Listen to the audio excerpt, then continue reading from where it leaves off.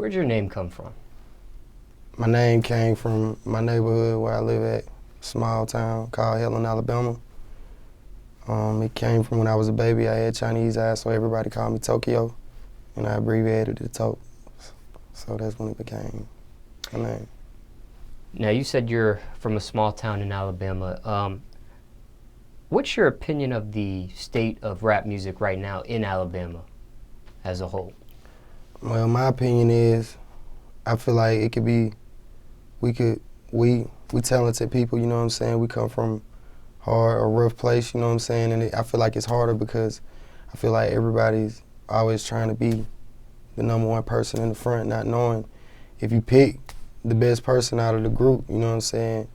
At the end of the day, you know what I'm saying, we'll get somewhere or whatever. You know, we can thrive off the best success, you know what I'm saying? The best people making the most moves, or they could create the most opportunity, and then we will all try our own, you know what I'm saying? That's the problem with Alabama. And another thing is, I guess, a lot of people don't work with a lot of people together, you know what I'm saying? A lot of people want to be the man. Everybody wants to be, you know, number one. Everybody want to be Michael Jordan, you know what I'm saying? So that's how I feel about it. But I just stay down. Now, as far as your town, can you give me a tour of the town for someone that's never been there before? Let's start with the food. Favorite food spot in the town? My favorite food spot in Headland, Alabama is, I have to go with Fred's. What kind of spot is that? It's a chicken spot, like different burgers, you know, they fix it. It's like homemade, I don't know, it's Southern. And also, you know what I'm saying, I was born and raised in Dothan, Alabama, so, you know what I'm saying? So in Dothan, my favorite spot to eat at would be Cookies. It's a place called Cookies Soul Food, you know what I'm saying? Y'all check that out. So you're born and raised in Dothan, but you currently stay in Hilton? Headland, nah. Headland. I'm saying I was born in Dothan. I was raised in Headland though. Most of my life, I lived in Headland. Got you. All right. Okay. Now in your town is as far as the tour, you know, you mentioned the food. Yeah. What do you usually order from there? Chicken plate, fried chicken wings with the French fries, and their lemonade is the best. So.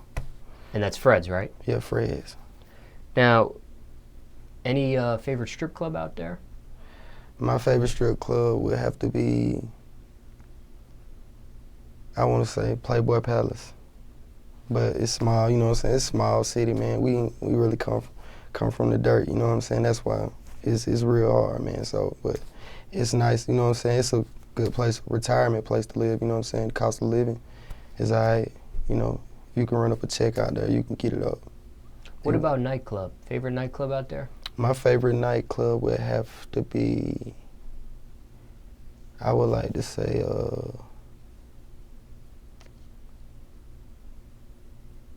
Escape, because it's the biggest club and they got a big stage, you know what I'm saying? And I would appreciate you bringing me here, because a lot of DJs, I want to know why I can't hit the stage, you know, because, I mean, I tried not to do free shows, but because I done did them for so long, you know what I'm saying? I done perform. Because it's in Alabama, it's like in your environment, you know, if you're around them, you know what I'm saying, if they're accessible to you, they don't, you know what I'm saying, it's just different, man. I guess I call it crawfish, like Boosie say, you know what I'm saying? It's like people pulling you down while you're trying to come up. You know, that's when I came up with the concept with my mixtape. You know what I'm saying? So. And your mixtape is called? Diamond in the Dirt.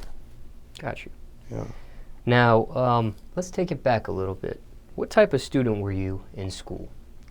Oh man, I was a good student, man. I got my grades, you know what I'm saying, but I wasn't the best in the behavioral area, you know what I'm saying. I was a smart kid. I graduated, you know what I'm saying, but you know what I'm saying, I used to get in a lot of different things, man, a lot of different trouble, but I ain't do it a lot, you know. I was just hard-headed. I ain't want to listen, you know. I ain't want to pay attention to listen, but I could pay attention. I could do my work, test and all that, pass, you know what I'm saying, but I was so far gone.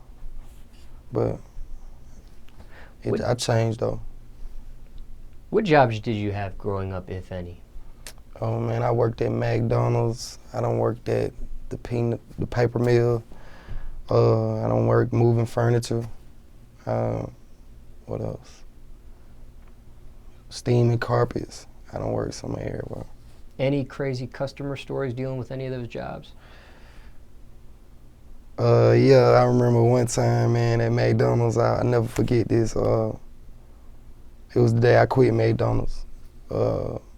I was in the back, and me and the lady, she was just fussing at everybody, getting on everybody. We had a Greyhound bus, a couple of Greyhound buses full of people, and she asked me, did I want to leave, you know? She was kind of pressing me a little bit, and she was like, do you want to leave? You know, you can leave.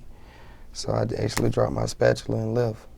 Because the customers were so packed, she was frustrated. She was just nagging off, and she said, do you want to leave? And I said, yeah, I'll leave. So she told me to clock out, so I dropped my stuff and left. And I've never been back to McDonald's since the work. So. What's the worst thing you put your parents through? Worst thing I put my parents through, man, is being in trouble with the law. That's the worst thing I could say I put my parents through. What's your message to the youth? My message to the youth is do what you feel in your heart that you want to do, but if you feel like your road is leading you nowhere, you know that's not the best thing to do for you. And I feel like the youth, you know what I'm saying, you create your own legacy. You don't follow people, you lead, you know what I'm saying? You can make your own path. You don't have to do what the next person does. You know, that's what separates you from people. That's what makes people their own being, their own genius. You know what I'm saying? Everybody has their own creative way of doing things, and everybody has their own niche. And you just have to find that as a youth. And stay in school. Make sure you stay in school. I ain't telling you, if you feel like school ain't for everybody, at least get your diploma. At least get you something to where if you do fall off, you get your job. All right, let's talk music. What do you hate the most about the music industry? Well, what I hate the most about the music industry is a lot of people trying to sound like everybody else, like everybody trying to sound like everybody, and it's just like, I don't know, it's just like sometimes people can hype up something to be so great, and then you could get it and it could be like, what the hell is this, you know what I'm saying? You could get that type of vibe, or, you know what I'm saying? And I feel like that a lot of the beefing, and if you coming in the rap game off of beefing with somebody, I feel like that is weak, and I feel like you have no substance in you, because you can't even brand your own self to come in and rap or come in and stamp your name, you know what I'm saying? That's what I feel like about the rap game.